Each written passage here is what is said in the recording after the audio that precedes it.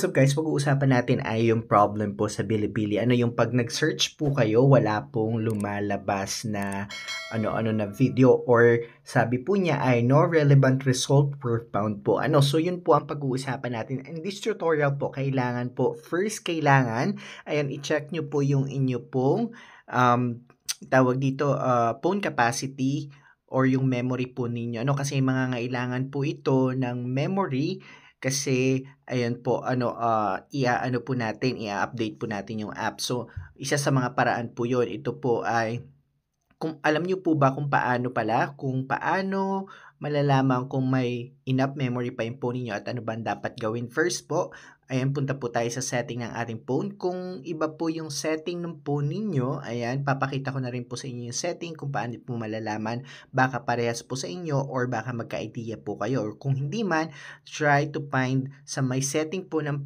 cellphone ninyo yung yung memory. So, dito ko po nakikita yung aking pong tawag dito, memory po, sa about device. Ayan po. So, pag kinlik ko yung makikita ko po dito, ayan po, napakalaki po ng memory available po sa akin. Storage, 145 yung na-use at 256 GB po yung akin pong memory. So, napakalaki pa po. So, first guys, ganito na po, doon na po tayo sa tutorial natin.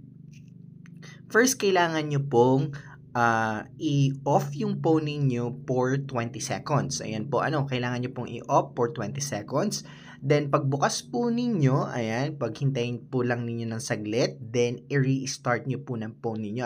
Yung pag-restart ng phone at pag-off ng phone ay magkaiba po yun. Yung restart, ito po ang naitutulong ng restart sa phone ay lumalakas po yung makina ninyo or bumibilis yung makina ng phone ninyo pag restart. So, yung next po na gagawin natin ay ganito po. Punta po kayo sa Play Store. Ayan. Punta po kayo sa Play Store. Ayan po, then, dito sa Play Store, hanapin nyo po yung Bilibili app. For example, Bilibili. Ayan po, i-check nyo po yan. Then, makakakita po kayo dito kung may nakalagay po na update dito, i-update po ninyo siya. Kasi maaaring kaya hindi po nag-work yung ninyo, yung Bilibili ninyo kasi yung resources na kailangan po ng app ninyo ay hindi po naka-update. So, isa po yung sa paraan para i-update po yung inyo pong app or para mag-work yung inyo pong app.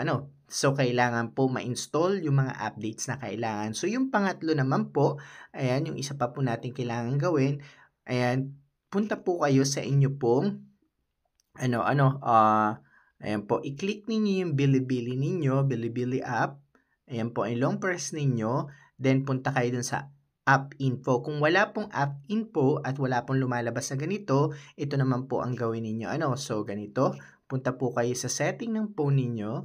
Ito po, So, kung wala pong ganun, ganito po ang gagawin ninyo. Hanapin nyo po yung apps. Ayan po, makikita nyo sa baba, yung app. Then, puntahan nyo po yung app management. From app management po, hanapin nyo po yung Bilibili app. Ayan po. Click nyo siya.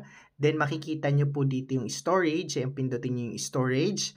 Ayan po, dito po pala sa clear data and clear cache, po dito, kailangan po tanda ninyo yung email address ninyo at saka po yung password ng Bilibili account ninyo. Kasi po yun, mawawala po siya, ilalagin nyo po uli. So, pindutin nyo po yung clear data at clear cache po. So, pindutin nyo yung clear data, then pindutin nyo po yung clear cache.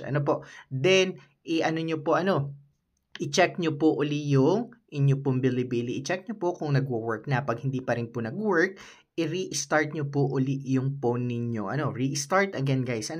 I-restart nyo po uli. Then, wait for a few minutes and check nyo po uli kung gumagana na po. So, yun po yung paraan. Yun po ay nagwo-work hindi lang po sa Bilibili app. Ito po ay nagwo-work sa lahat ng application po sa cellphone. So, that's our tutorial. Maraming salamat po. See you around. God bless you. Bye-bye.